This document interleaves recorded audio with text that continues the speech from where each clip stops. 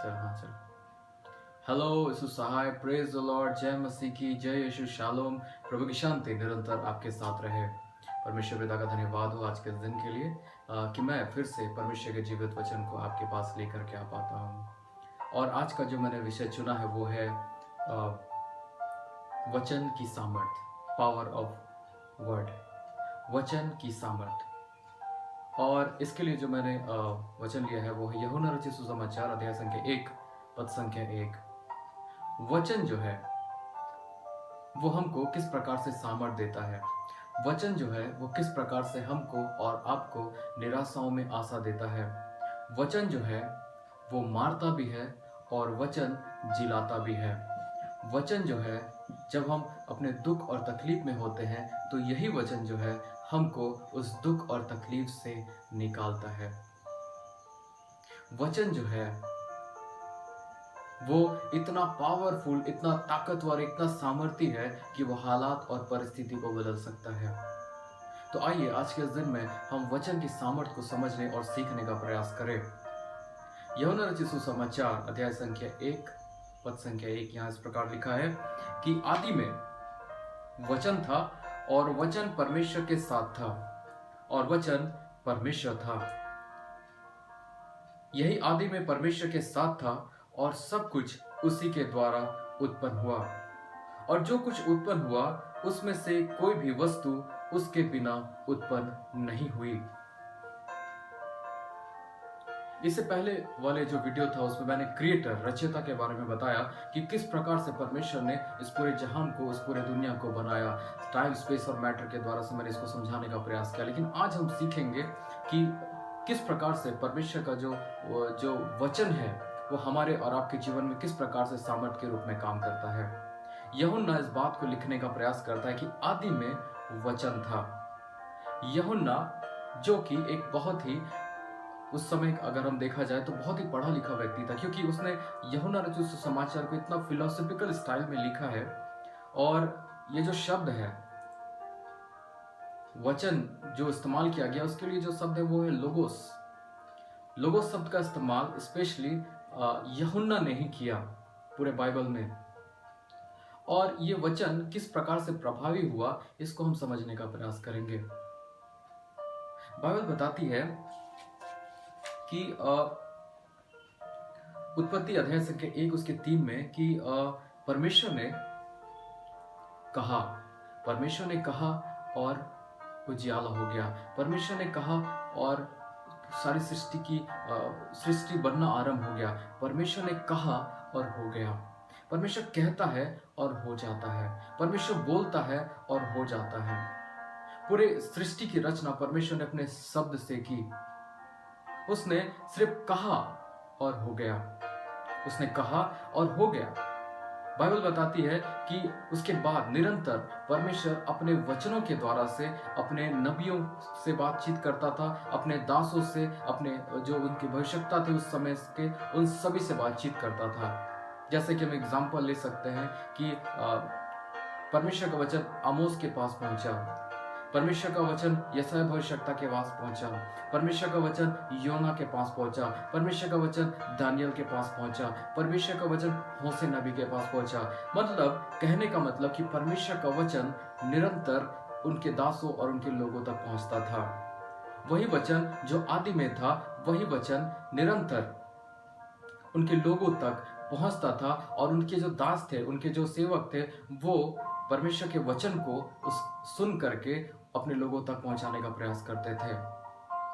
लेकिन जब हम मलाकी की पुस्तक को देखेंगे और जब हम मत्ती रचित सुसमाचार जो कि ओल्ड टेस्टामेंट और न्यू टेस्टामेंट का पहला पुस्तक और ओल्ड टेस्टामेंट का आखिरी पुस्तक मलाकी, और इन दोनों के बीच का जो समय को हम देखेंगे, लगभग 400 साल का गैप।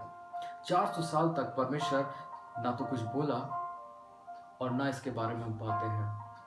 वो 400 साल परमेश्वर साइलेंट था। इतने दिनों में परमेश्वर अपने नबियों के द्वारा, अपने दासों के द्वारा, परमेश्वर का वचन जो होता था, जो सामर्थवान होता था, वो उसके लोगों तक पहुंचता था। और एक टाइम आया कि परमेश्वर साइलेंट हो गया। मलाकी के बाद मत्ती तक का जो समय है वो लगभग 400 साल का गैप है।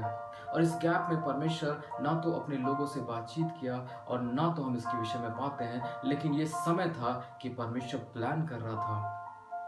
यूहन्ना इस बात को लिखने का प्रयास करता है, यूहन्ना रचित सुसमाचार उसके 1 अध्याय उसके 11 वचन में, कि वचन देहधारी हुआ,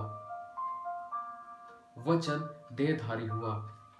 ये वचन जो निरंतर उसके लोगों तक पहुंचता था, अब यही वचन जो था देहधारी हुआ। यही वचन जिसका इनकारनेशन हुआ, यही वचन जो हमारे बीच में, हम सभी के बीच में डेरा किया। और हमने और आपने उसकी महिमा को देखा। हमने देखा कि वचन किस प्रकार से तोड़ा गया, वो उसने कोड़े खाए, वो उस क्रूस पर चढ़ाया गया, और वही वचन एक दिन मुर्दों में से जी उठा, और वही वचन आज हमारे और आपके पास है। तो ये जो सामर्थ के साथ कार्य किया गया, ये जो परमेश्वर का वचन है, वो एक साधारण वचन नहीं है, क्योंकि ये जो वचन है वो निरंतर से उसके मुख से निकलने वाला हर एक शब्द बहुत ताकतवर था, बहुत ही सामर्थ्यवान था। हम कई बार इस वचन को बहुत हल्के में लेते हैं, कई बार हम परमेश्वर के वचन को बहुत ही साधारण रूप से लेते हैं, और कई बार हम उसके वचन पर ज़्यादा ध्यान और उस जो प्रॉमिसेस परमेश्वर ने अपने वचनों में किया है, इस अपने पवित्र शास्त्र में जो किया है, उसको कई बार हम और आप ग्रहण नहीं कर पाते हैं। कई बार हमको वचन पढ़ने का मन नहीं होता है, कई बार हम उस वचन की गहराई को नहीं समझ पाते हैं। जैसे मैंने आपको बताया था कि आदि में जब परमेश्वर ने इस शब्द को, जो शब्द था उसके लिए जो हिब्रू शब्द था वो था अमार। इसके लिए जो शब्द है वो है अमार, जिसका अर्थ होता है command, declare, promise, publish, speak और ग्रेट लैटिट्यूड, जिसका अर्थ होता है कमांड, जिसका अर्थ होता है कि परमेश्वर ने कहा और हो गया। उसी को यूहन्ना ने इस्तेमाल किया लोगोस शब्द में, और लोगोस का अर्थ होता है रीजन या प्लान, कारण या योजना। और धर्मशास्त्र इस वचन को, जो लोगोस जो यूहन्ना ने इस्तेमाल किया, उसको इस रूप में इस्तेमाल करता है कि वह जो सृष्टि के समय से था, जो सृष्टि के समय से मौजूद था, जो अपरिवर्तनीय है, जो कि सत्य है, उसको यूहन्ना ने लोगोस के रूप में, वचन के रूप में यीशु मसीह के जीवन से दिखाने और समझाने का प्रयास किया। परमेश्वर का वचन, जो शब्द जो उसके मुख से निकलता था, वो बहुत ही शक्तिशाली था, वो बहुत ही सामर्थ्यवान था। इब्रानी की पुस्तक अध्याय संख्या 4 पद संख्या 12 इस प्रकार से लिखा है, क्योंकि परमेश्वर का जो वचन है वो जीवित है। वचन कहता है कि परमेश्वर का वचन जीवित है, प्रबल है, और हर एक दोधारी तलवार से भी अधिक चोखा है। वो प्राण और आत्मा को और गांठ और गुर्दे को आर पार छेदता है, और मन की भावनाओं और विचार को जांचता है। हमारा जो परमेश्वर का जो वचन है, सबसे पहली बात कि वो जीवित है, वो जीवित है। दूसरी बात कि वो बहुत ही ताकतवर है, बहुत प्रबल है, वो बहुत सामर्थ्यवान है, क्योंकि जब हम निर्बल होते हैं ना, तो यही परमेश्वर का वचन हमें बलवान होता है। जब हम निराशा में होते हैं ना, तो यही वचन हमारे जीवन में आशा की नई किरण को देता है। और वचन इस प्रकार से लिखता है कि वो हर एक दोधारी तलवार, जो इधर से भी और इधर दोनों तरफ से बहुत ही चोखा है, जो हमारे प्राण और आत्मा को और गांठ और गुद्दे को अलग करके, पार करके छेदता, और हमारे मन के भावनाओं और विचारों को जानता है। हमारे मन में, हमारे अंदर में क्या भावनाएं उठती है, उन सारी चीजों को जानता है। वचन को हम किसी एक रूप में समझ नहीं सकते, क्योंकि यीशु क्रिस्त कहते हैं कि जो वचन है, कहते हैं कि मनुष्य केवल रोटी से नहीं, परंतु हर एक वचन जो परमेश्वर के मुख से निकलता है जीवित रहेगा। वचन के बारे में हम देख पाते हैं कि दाऊद इस प्रकार से कहता है कि तेरा वचन मेरे पांव के लिए दीपक और मेरे मार्ग के लिए उजाला है। कि ये जो वचन है वो हमको रास्ता दिखाता है, यही वचन हमको मार्ग को दिखाता है, यही वचन है जो हमको हमारे जीवन में हमको कैसे जीना हमें सिखाता है। यही वचन है जो हमको एक नया जीवन देता है, यही वचन है जो हमको इस संसार में जीने का रास्ता दिखाता है। यशायाह की पुस्तक अध्याय संख्या 55 उसके 11 में इस प्रकार से लिखा है, उसी प्रकार से मेरा वचन भी होगा जो मेरे मुख से निकलता है, वह व्यर्थ ठहरकर मेरे पास ना लौटेगा, परंतु जो मेरी इच्छा है उसे वह पूरी करेगा, और जिस काम के लिए मैंने उसको भेजा है उसे वह सफल करेगा। कहने का मतलब कि परमेश्वर के मुख से निकला हुआ हर एक वचन, जब हम उसके वचन को पढ़ते हैं तो वो हमारे जीवन में वो सारे प्रॉमिसेस, वो सारे आशीषें हम अपने जीवन में तभी महसूस कर सकेंगे जब उसके वचन को पढ़ेंगे, क्योंकि उसके मुख से जो भी वचन निकला वो हमें ब्लेस करने के लिए, आशीष करने के लिए, हमको हमारी गलतियों को बताने के लिए, हमें हमारी गलतियों से निकालने के लिए ही है। और इस प्रकार से लिखता है परमेश्वर का वचन कि मेरा वचन, प्रभु अपने वचन में कहता है कि मेरा जो वचन होगा वो मेरे मुख से जो निकलता है वो व्यर्थ नहीं ठहरेगा, मेरे पास नहीं लौटेगा, परंतु जो मेरी इच्छा है उसे वह पूरी करेगा। जिस काम के लिए मैं उसे भेजूंगा वह उसे सफल करेगा।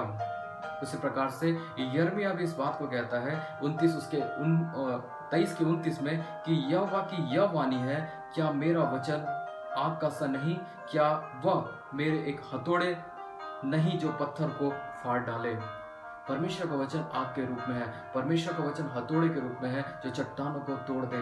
परमेश्वर का वचन वही है जो मरुभूमि में भी पानी का उपाय करे, वो चट्टानों को तोड़ करके भी पानी का उपाय करने वाला है। वो वचन जो है जो मुर्दों में भी जान डालने वाला है, ये वचन ही है जो हमको और आपको ताकत, सामर्थ और बल देता है।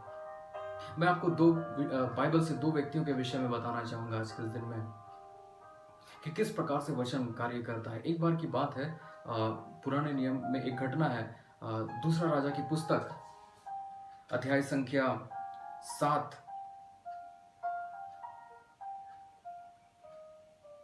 दूसरा राजा की पुस्तक अध्याय संख्या 20 पद संख्या 11।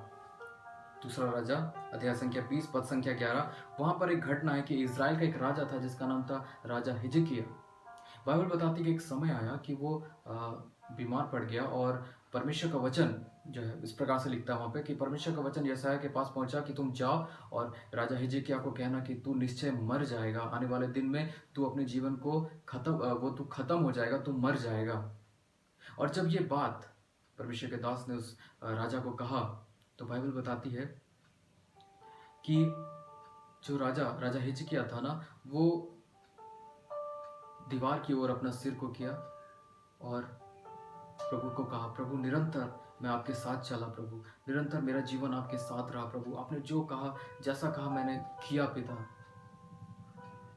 और ये कह करके बाइबल बताती है कि राजा हिजकिय्याह जो था वो रोने लगा क्योंकि उसको पता हो गया था कि वो इस संसार को छोड़ के चला जाएगा। अब वो इस दुनिया को छोड़ करके चला जाएगा, और वो फूट फूट करके रोने लगा परमेश्वर के पास। इससे पहले कि प्रभु का दास वहां से निकलता, प्रभु का दास वहां से जाता, बाइबल बताती कि यशायाह आंगन तक ही पहुंचा था, वो ये कह करके कि तू मर जाएगा, वो आंगन ही तक पहुंचा था। फिर से परमेश्वर का वचन यशायाह के पास पहुंचता, वो कहता है कि जा तुम मेरे दास राजा हिजकिय्याह से कह कि तू निश्चय ना मरेगा, क्योंकि मैंने तेरी प्रार्थनाओं को और तेरे आंसुओं को देखा है। हमारा परमेश्वर हमारी प्रार्थनाओं को सुनता है, हमारा परमेश्वर हमारे आंसुओं को देखता है। और बाइबल बताती है कि परमेश्वर ने कहा कि निश्चय कल नहीं लेकिन परसों तू फिर से परमेश्वर के भवन में जाएगा। और बाइबल बताती है कि परमेश्वर ने उसके जीवन में 15 साल और जोड़ दिया। मसीह में मेरे प्रियो, उसका वचन जब हमारे हृदय में रहेगा ना, तो समस्या कितनी बड़ी क्यों ना हो, शायद हम अपने जीवन के अंतिम क्षण में और ऐसी स्थिति में जब लगेगा कि सब कुछ खत्म होने वाला है, ऐसी स्थिति में परमेश्वर का वचन, परमेश्वर की सामर्थ, उसके मुख से निकला हर एक वचन हमको और आपको ताकत देगा, हमको बल देगा। बाइबल बताती है कि परमेश्वर ने राजा हिजकिय्याह की प्रार्थना को और उसके आंसुओं को देखा। हमारा परमेश्वर ना तो कभी सोता है, ना तो कभी ऊँघता है हमारी प्रार्थनाओं से। जब हम उससे प्रार्थना करते हैं, जब उसके करीब जब उसके वचन को पढ़ते हैं, तो उसका वचन हमारे हृदय में, हमारे मन में, हमारे जीवन में कार्य करता है। वो हालात और परिस्थिति को बदल देता है। मैं एक और घटना को नए नियम से बताना चाहूँगा। लूका रचित सुसमाचार अध्याय संख्या 7 उसके पद संख्या 1 से 10 आप जब पढ़ेंगे तो वहाँ पाएंगे कि एक सूबेदार था और उसका एक सेवक था। और एक बार क्या हुआ कि उसका सेवक ऐसी स्थिति हो गई कि वो मरने वाला था, और बाइबल बताती है कि सूबेदार अपने सेवक से बहुत प्रेम करता था। और वो लोगों से कहला भेजा कि जाके प्रभु को कहो कि मेरा दास बीमार है तो उसको आकर के उसको चंगा कर दे। तो बाइबल बताती है कि जब यीशु मसीह उस जगह से जा रहे थे तो फिर से उस सूबेदार ने अपने मित्रों को भेजा कि बस प्रभु को मत बोलो कि मेरे घर में आए, क्योंकि मैं इस योग्य नहीं कि आप वो मेरे घर में आए, लेकिन वो बस सिर्फ कह दे, सिर्फ अपने वचन से कह दे। लिखता है वहां पे कि यीशु ख्रिस्त सिर्फ वचन कह दे तो मेरा दास चंगा हो जाएगा। और बाइबल बताती है यीशु ख्रिस्त ने कहा और उसका दास चंगा हो गया। जब यीशु मसीह ने अपने वचन से कहा, जब उसके मुख से शब्द निकला और वो उसका दास चंगा हो गया, और उसने ये गवाही दी, उसने ये कहा कि मैंने इज़राइल में भी ऐसा विश्वास को नहीं देखा। आज हमारे जीवन में भी परमेश्वर का वचन कार्य करना चाहिए। परमेश्वर का वचन हमको और आपको हमारे हृदय में, मन में कार्य करना चाहिए। कई बार जब हम इस संसार में होते हैं तो कई बार हमको लोग निराश करते हैं, कई बार हम बहुत सारे लोग हमें डेमोरलाइज करते हैं। कई बार कुछ लोग हमसे कहेंगे, कई बार माता पिता या बहुत सारे लोग हमसे कहेंगे तुमसे नहीं होगा, तुम किसी योग्य नहीं हो, तुम किसी काम के नहीं हो। क्योंकि जो चीज हमारे हृदय में रहेगा वही हमारे मुख से निकलता है। अगर हमारे हृदय में परमेश्वर का वचन रहेगा, अगर हम निरंतर उसके वचनों में ध्यान और चिंतन और मनन करते रहेंगे, निरंतर उसके वचनों को पढ़ते रहेंगे, सुबह और शाम जब हमें समय मिलता है हम समय निकाल करके उसके वचन को पढ़ते रहेंगे, उसके वचन से सीखते रहेंगे, तो वचन हमारे हृदय, हमारे मन में रहेगा। लेकिन अगर जब वचन हमारे हृदय और मन में नहीं रहेगा तो हम अपने लोगों को, अपने बच्चों को श्राप देंगे, ना कि हम उसके ब्लेस करेंगे। क्योंकि कई बार माता पिता यही कहते हैं कि तू तो गधा है, तुझसे कुछ नहीं हो सकता है, तू किसी काम का नहीं है। कई बार लोग हमें डेमोरलाइज करते हैं, कई बार बोलते हैं कि नहीं ये काम तुम्हारे लायक नहीं है, ये काम तुमसे नहीं हो सकता है। कई बार लोग हमें नीचा करने का कोशिश करेंगे, कई बार हमें नेगेटिव और हमारे जीवन को नकारात्मक, हमें डिप्रेशन में डालने का प्रयास करेंगे। ऐसी स्थिति में जब हम होते हैं, कई बार जब हम किसी गलती को कर लेते हैं और हमको पता है कि ये बहुत बड़ी गलती जो मैंने कर लिया है, और हमारा जो मन है वो हमें इस बात को एहसास दिलाते रहता है, ये बात हमें हमेशा एहसास होता है और हम लोग गिल्टी फील करने लगते हैं, और कई बार हम परमेश्वर के वचन से दूर हो जाते हैं। कई बार शैतान यही चाहता है कि हम और आप परमेश्वर के वचन को ना पढ़े। हम प्रार्थना तो करते रहें लेकिन हम वचन नहीं पढ़े, क्योंकि जब हम वचन को पढ़ेंगे तो वो हमें चार्ज करेगा। ये वचन जब हम पढ़ेंगे तो हमें सामर्थ देगा, वो वचन हमारे जीवन में काम करे, क्योंकि परमेश्वर का वचन ही कार्य करता था। क्योंकि परमेश्वर का वचन ही है जो हमको और आपको सामर्थ देता है।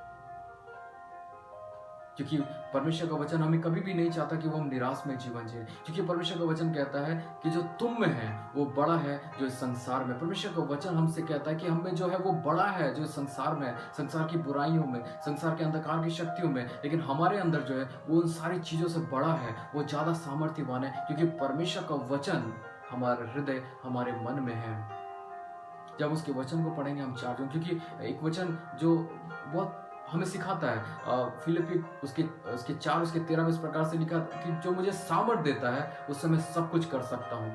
चाहे संसार सोचता है कि नहीं कर सकता, संसार बोल सकता है कि तुमसे नहीं होगा, मेरे माता पिता भी उस पर विश्वास ना करे कि तुमसे होगा, लेकिन परमेश्वर का वचन कहता है कि जो मुझे सामर्थ देता है उससे मैं सब कुछ कर सकता हूँ।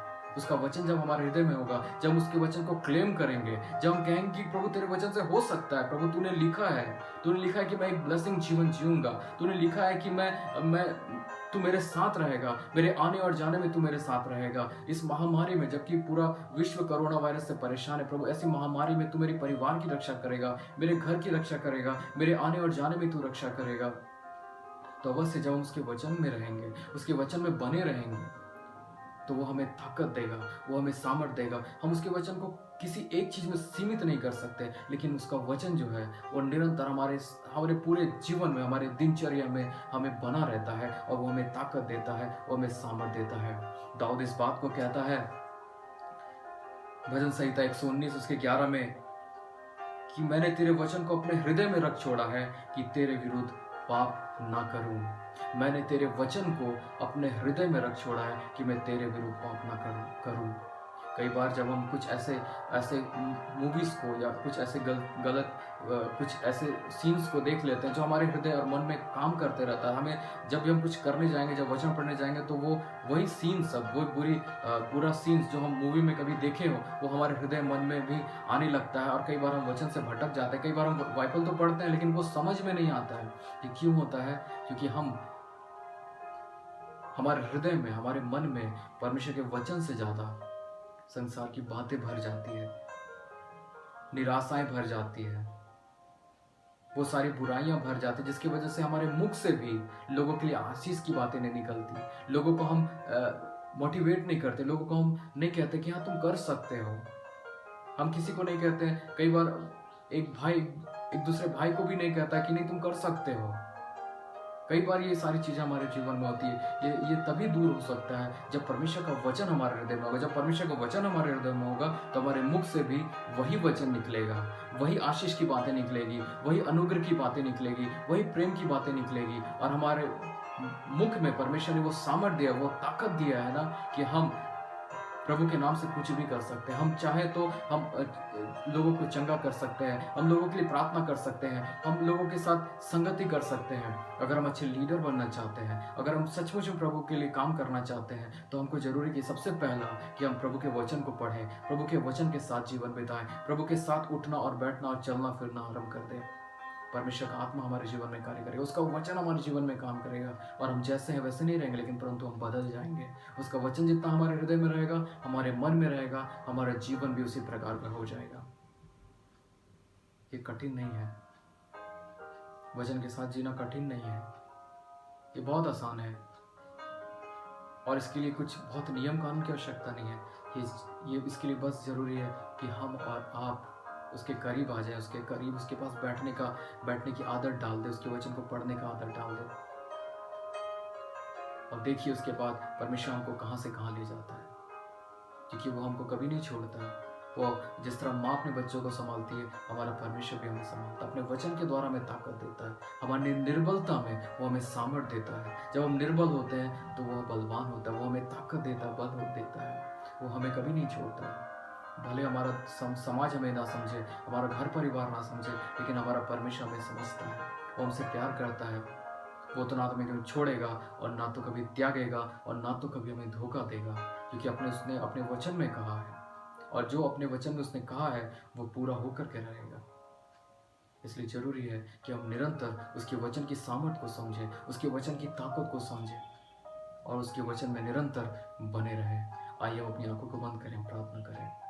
पवित्र पिता, हम धन्यवाद करते हैं तेरे जीवित वचन के लिए प्रभु, जो हमें सिखाता है, हमें बताता है प्रभु कि जब हम तेरे वचन में बने रहते हैं प्रभु, तेरी आत्मा में बने रहते, तेरी उपस्थिति में बने रहते हैं, तो तू हमारे हृदय और मन में काम करता है प्रभु।